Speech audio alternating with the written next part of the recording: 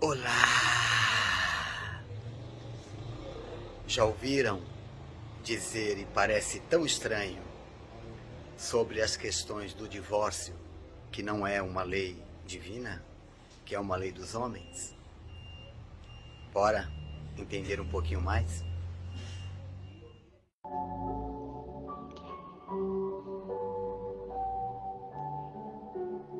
Há diversas maneiras de interpretar situações, sejam religiosas, sociais, filosóficas, comportamentais. É imperioso divorciar-se de posturas ou informações que não sob a luz da razão e da plena consciência ou maturidade espiritual, estaríamos ainda emaranhados, algemados,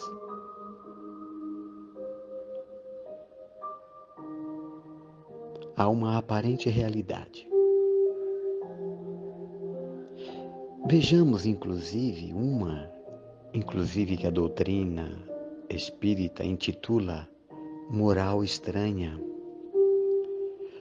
Naquele dizer, numa passagem em que Jesus diz: quem não odiar seu pai e sua mãe.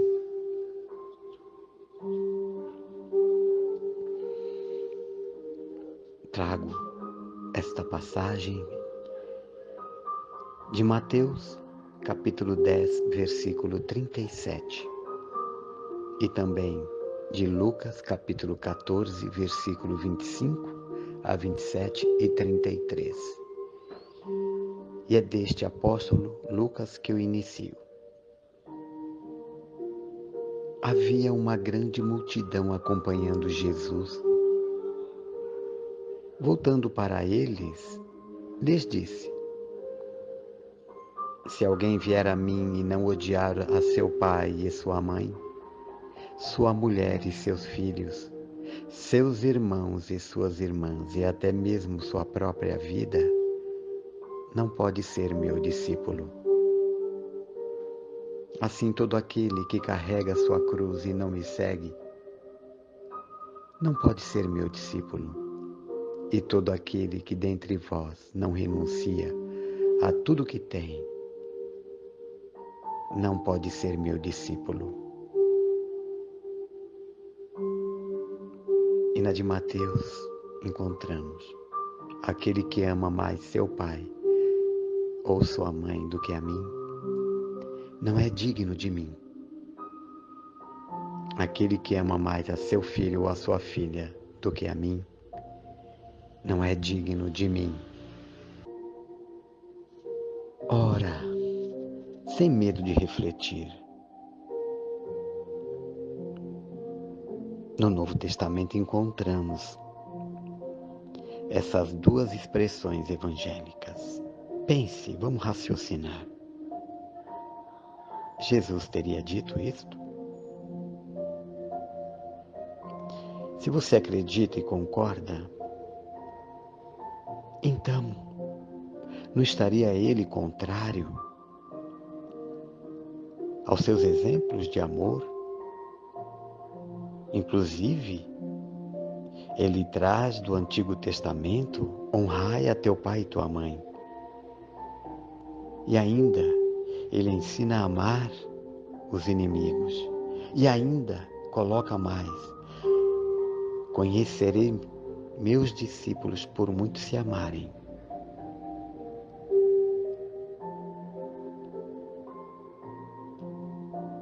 É bem certo que certas palavras, queridas almas, aliás muito raras, fazem um contraste tão estranho na linguagem atribuída ao Cristo, que instintivamente repelimos o seu sentido literal sem que a perfeição de sua doutrina. Nada sofra com isso. Escritas após sua morte, é bom dizer, uma vez que nenhum evangelho foi escrito enquanto vivia. Sabíamos disso? Podemos supor que, nesses casos, a ideia principal do seu pensamento não foi traduzida, ou que não é menos provável que o sentido original tinha sido ou tenha sofrido alguma alteração ao passar pela tradução de uma língua para outra.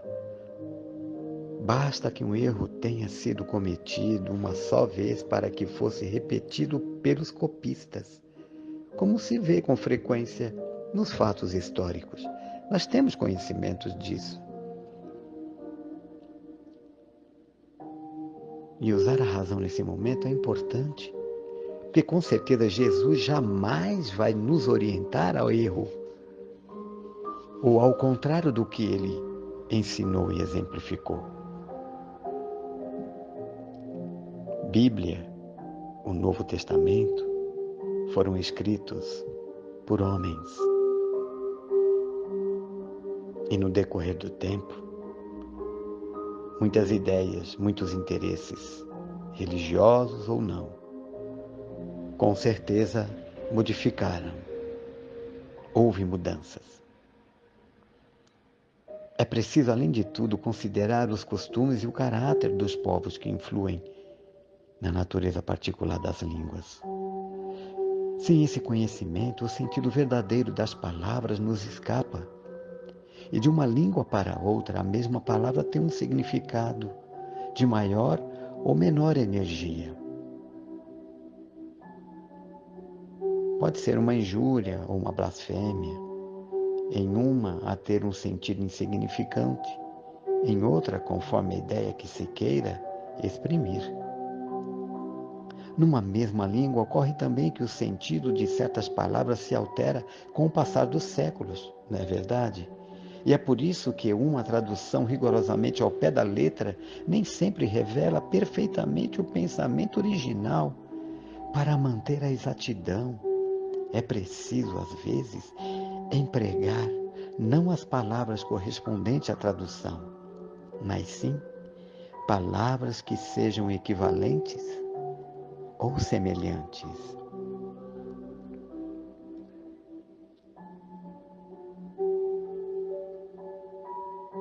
É importante observar,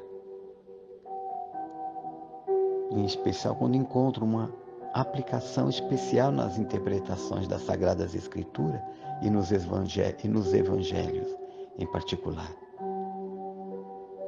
Se não considerarmos o meio em que Jesus vivia, ficaremos sujeitos a enganos sobre o sentido de certas expressões e de certos fatos, em virtude do hábito de as entendermos de acordo com os nossos pontos de vista atuais.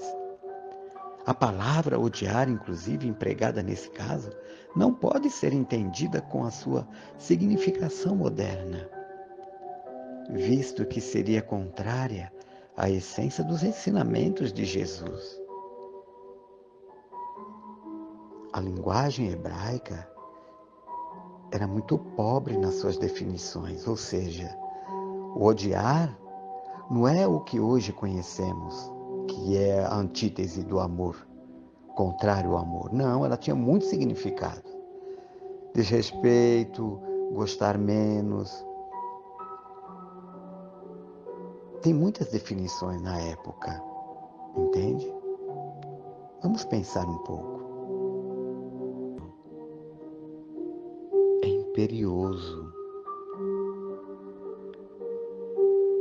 divorciarmos da letra que mata.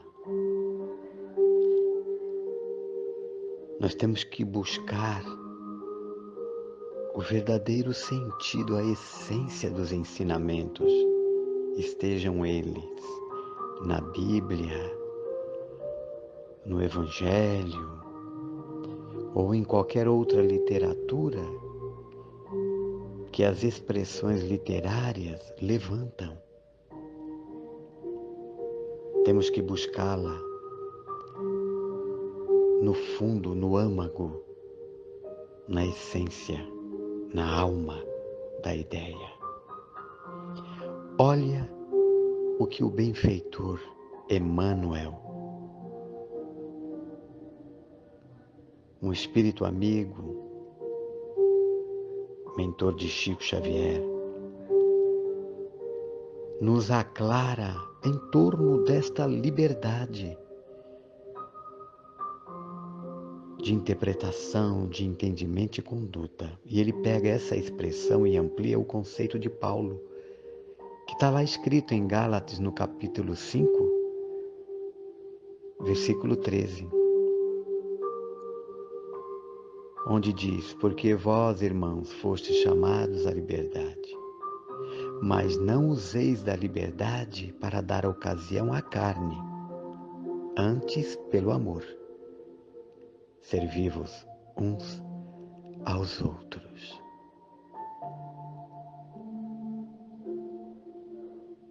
Emmanuel, com muito cuidado,